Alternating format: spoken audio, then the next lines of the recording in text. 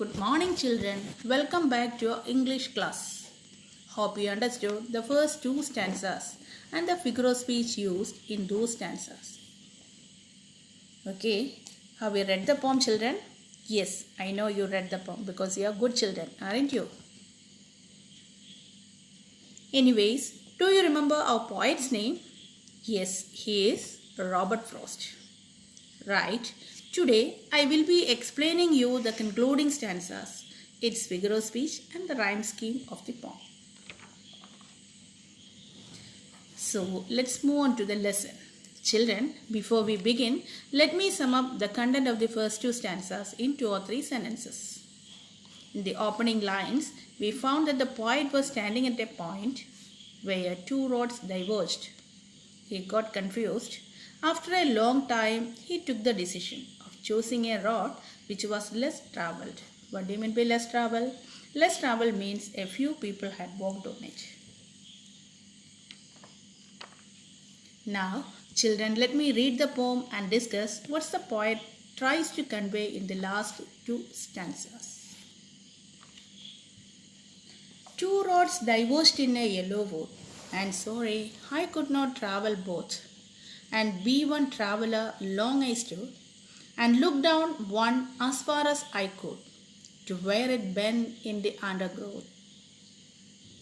Then took the other, just as fair, and having perhaps the better claim, because it was grassy and wanted wear, though as for that the passing there had warned them really about the same.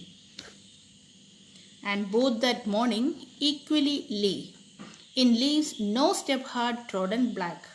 Oh, I kept the first for another day, yet knowing how way leads on to way, I doubted if I should ever come back. I shall be telling this with a sigh, somewhere ages and ages hence. Two roads diverged in a wood, and I took the one less travelled by, and that has made all the difference.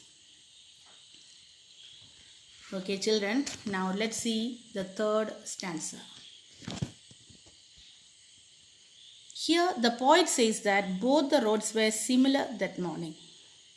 Both had leaves on them. Since it is an autumn season, trees shed their leaves, so enough leaves were on the roads. No one had stepped on the leaves. It had not been crushed under the feet of the travelers. So its color had not been changed to black. If it had been trodden by people, its color would have changed. Then what do you mean by trodden? Trodden means walked over. Trodden is the past participle form of tread. Its past tense is trod. Tread, trod, trodden. Okay. Oh, I kept the first for another day, yet knowing how way leads on to way, I doubted if I should ever come back. Children, did you get the meaning of these 3 lines? I'll explain to you. So, he chose the other path. Which path? The less travelled path, that grassy one, and kept the first path for another day, although he knew that he would never get the chance to walk over it. Children, did you understand the meaning of the third stanza? Now, let's move on the concluding stanza. I shall be telling this with a sigh. Somewhere ages and ages hence, two roads diverged in a wood, and I took the one less travelled by, and that has made all the difference.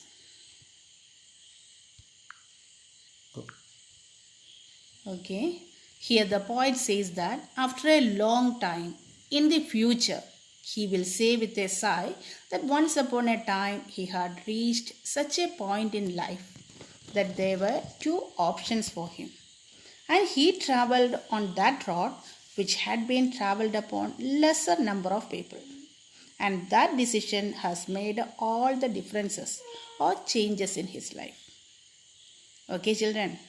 Alright, through this concluding paragraph, the poet conveys a beautiful message to the readers, especially to you children.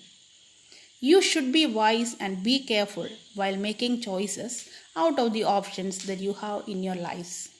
because your future depends on the choice that you make today. Do you remember, children? I gave you a brief introduction about the poet in our last class. Robert Frost had spent 40 years of his life without any recognition. Being adventurous, he sticked on to the literary world itself. He took the challenge of taking the other path, which had not been walked over by many people. Thereafter, he won 4 Pulitzer Prizes during his literary career. So, children, we can say that there is an autobiographical touch in the poem. It's closely related to his life itself. So, children, I hope you understood the lesson. If there is any doubt, you can contact me in person.